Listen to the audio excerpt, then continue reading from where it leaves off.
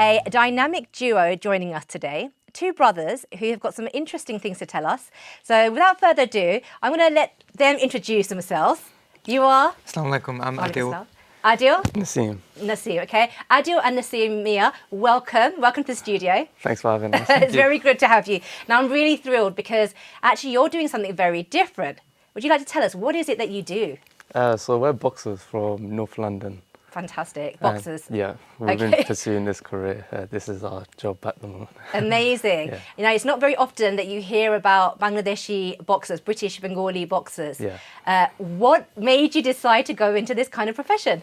So our dad actually got us into it from a young age.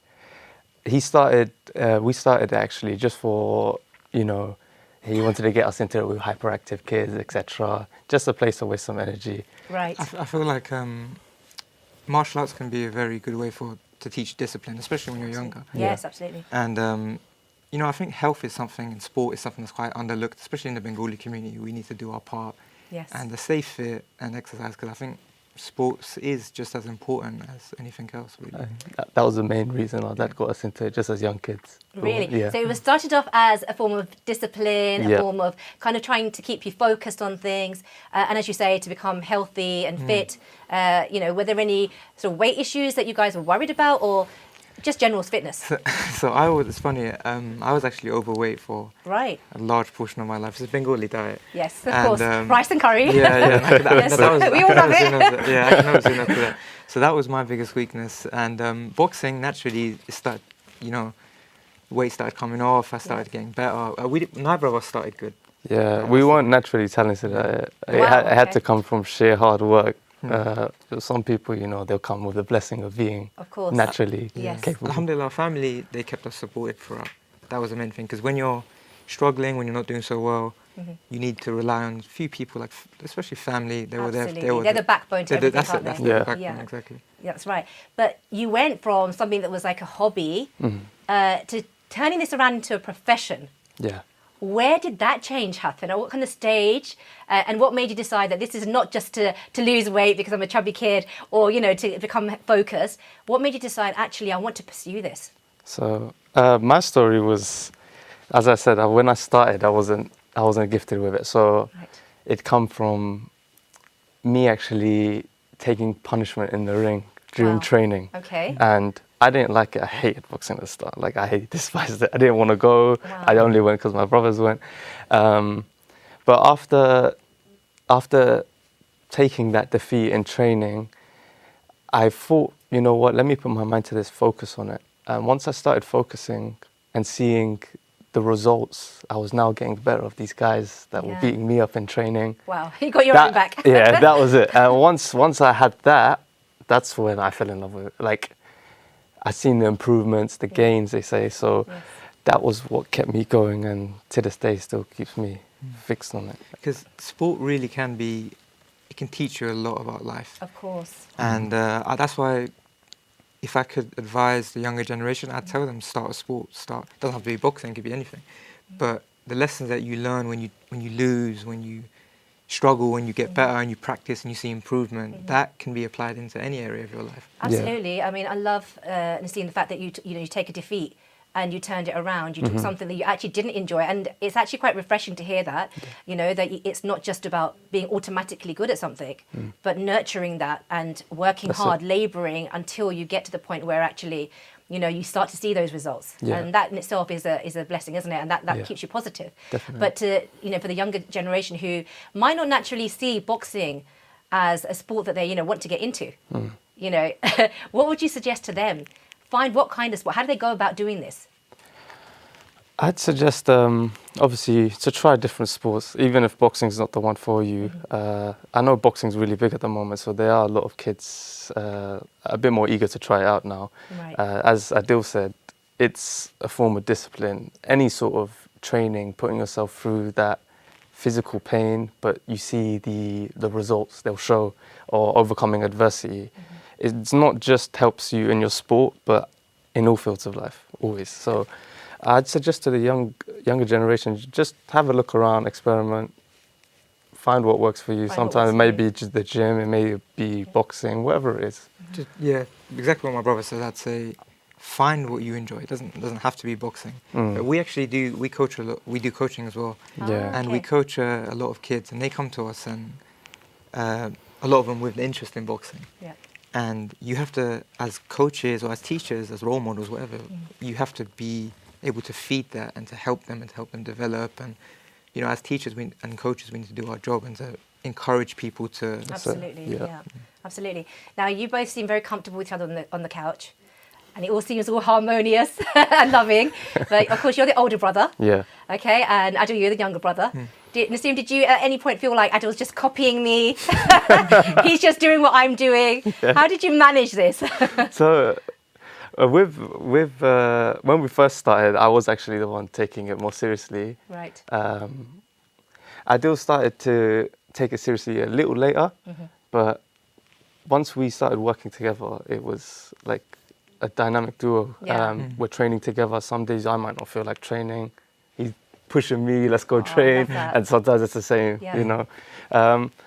But yeah, obviously I think he saw me do it once he's seen, the life of a boxer, the wins, etc., competitions. I think he also started to fall in love with it, and then he started putting his mind to it. And I'll Brilliant. be honest, if I didn't have him, I don't think I'd probably still be boxing. If I didn't have my family who was supporting me, That's because wonderful. we've got That's just so lovely to hear. Yeah, yeah. I mean, in the world of sports, you've got obviously, Serena, you've got these, these relationships and these Yeah. siblings, and they often talk about that bond, how important it is, and it's lovely to see that with you both as well.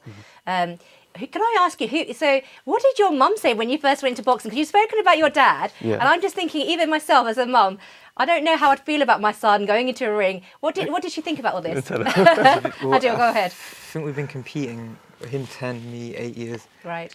And to this day, before a fight, she's still panicked. She's still worried. Yeah. She still hasn't seen a single one of us fight. She Yeah. can't Hasn't watch seen a it. single fight? Live, She can't watch. live. She can't She watch a doesn't fight watch it live. live. She can't No. do it. I can imagine. She likes to sit at home, Yeah. she's just praying.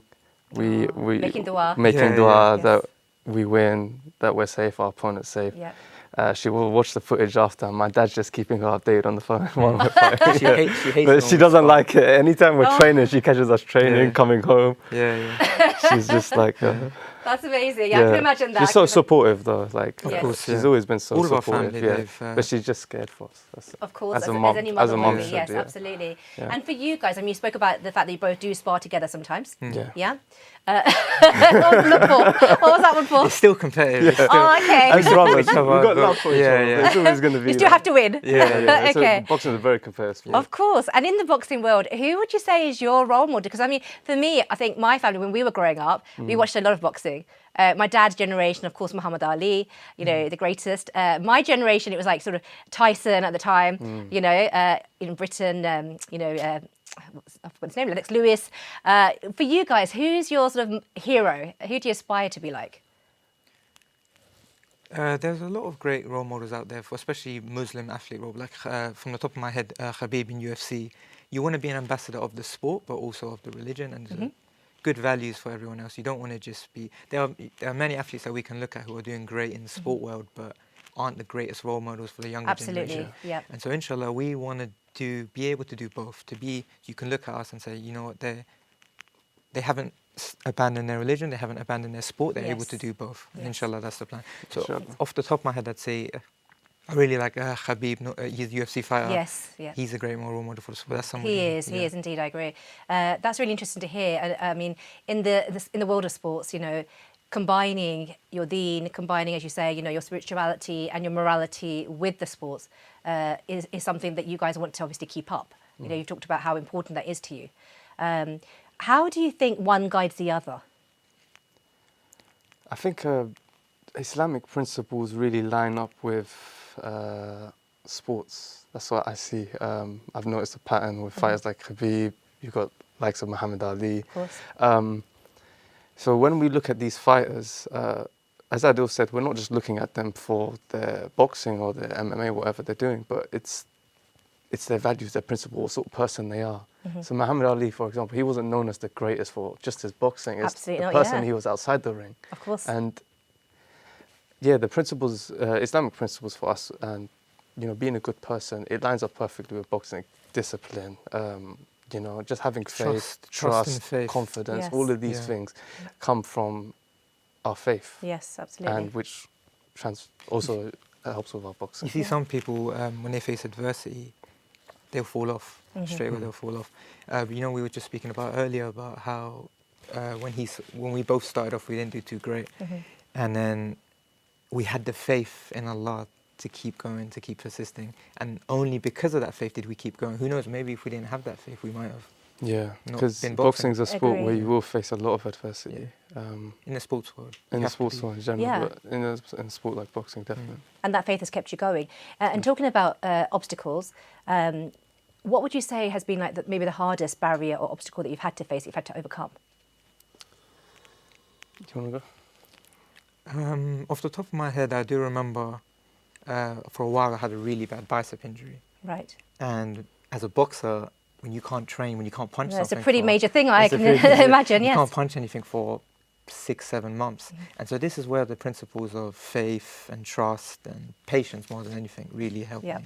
Because when you're not punching anything for 6-7 months, you can't do anything. You have to have trust, and you have to know that there's something better for me. Allah has done this to me with purpose, and there's something better. And through that, I've learned so many lessons in faith and in boxing. Absolutely. And as you say, to have that patience. Patience. Yes, yeah, absolutely. Yeah. What about for you? I'd say for me, it's probably been the difficulty of training. Similarly to the injuries sometimes, but I'd say that adversity you face in training, meaning you're in the ring with other people. Sometimes you'll have a good day of training, sometimes you have a bad day. Either way, you've got to show up the next day. So Yes. sometimes it'll be like someone may get the better of you in sparring, and you start questioning yourself. You're like, Right. is this a sport for me? Yeah. And obviously you have to still, excuse me, you got to continue to show up, because there's some people who will take a step back when they start to face that Yes. adversity. And I'd just like to add on that quickly. That can be related to any industry. It doesn't have to be Yeah. boxing in our case. Yep, of course. So if anyone's watching this and they could apply that to getting a bad grade. Getting a bad grade and not thinking, there's something wrong with me. You've gotten a bad grade. That's not the end of the story. Yeah. You can keep going and keep going. It's that metaphor, isn't it, of being knocked down and getting back up. Rocky, yeah. Yeah, Rocky. Yeah, You yeah. recognise it? Yeah. Okay, exactly. But it's that metaphor that just continue, keep going, keep, bounce back. I wanted to ask you as well, I mean, obviously as Bangladeshi, boxers, it's great for me just watching you two and, coming up in your career and hopefully having a long, long career ahead, inshallah. Inshallah. That's brilliant. And I'll definitely be keeping a close eye on both of you. But in the world of boxing at the moment, we've got Amir Khan as a sort of Asian representative. We've had, a couple of others. But I think, if I'm right, you two are probably the first sort of British Bengalis that, are sort of up and coming. How do you want to develop that? Is there anything that, how do we get more representation? I think we need to reduce the stigma around Bengalis going into Yes. sport, because at this Agree. moment, like I was speaking to you earlier, Bengali, doctor, lawyer, Yes. we need to be able to say, you know what, we're Bengalis, and if we want to pursue sport, we can pursue sport. There's not, and I think generation now are a lot more accepting of that. Yes. And so us personally, what we can do is just show that, listen, you can do it. You can It's do possible. it. Yeah. And that's all. So even if one person watching this says they can do it, I can do it, then we've done our job. That's it, absolutely. And I love that. I love that. It's the idea of removing the stigma, as you say. We still want our youth to excel academically. This doesn't mean, you can do either academics or go into boxing. It's not about that at all. You can do both. You can do anything. 100%, And as you say, it's about showing up, putting that training in. And talking about the training, tell me about like your typical day. What do you eat? What do you do? How do you train to get to that top? 'Cause I'm assuming you're not still having rice and curry all the time, are Of you? course not. We quit that a long time ago. Good. Yeah. With training, our routine at the moment is pretty much 6 times a week, twice a day. And we've got to keep that consistent, because some people, they will look at, let's say, a successful athlete, and they'll think, how did they get to that stage of training that often? It's a gradual process. So we had to gradually get there. Yep. But training is obviously the main thing. You got to stay consistent with what you do. Consistent. Consistency is the main thing, and a lot of people Yeah. glorify intensity. So Right. with us being consistent has been the main thing, whether that's your diet or your training Or prayer. or prayer, whatever it is. It's just to be consistent. Yeah, that's brilliant. And definitely. as you say, it's not just a radical change. Yeah. It's those small things, but doing it consistently that give you Yeah, that value at the exactly. end. Yeah. Well, I wish I could carry on talking to you because honestly, it's been so interesting, and I love hearing what you both have to say. What brilliant role models! Thank you so much for joining us on the show today, and I want you guys to come back. Will you come back? Of course. Good, good. Thank you for having us. Thank Of you. course, but I hope you come back with some wins, some major Inshallah. wins. And just lastly, very quickly, what's the ideal place? Like 10 years' time, where do you want to be? Inshallah, I'd like to be world champion if we're having this again. Yep. Because right now I fight at light heavy. So when we turn professional, inshallah, soon, I'd like Yep. to. I'd like to be Brilliant. world champion in multiple divisions, inshallah. Fantastic. Inshallah. And for you, the same? I'd say the same, So definitely. perfect. Inshallah, Yeah. it all comes true for you. Inshallah. Thank you very Thank you much, so much. guys. Thank you.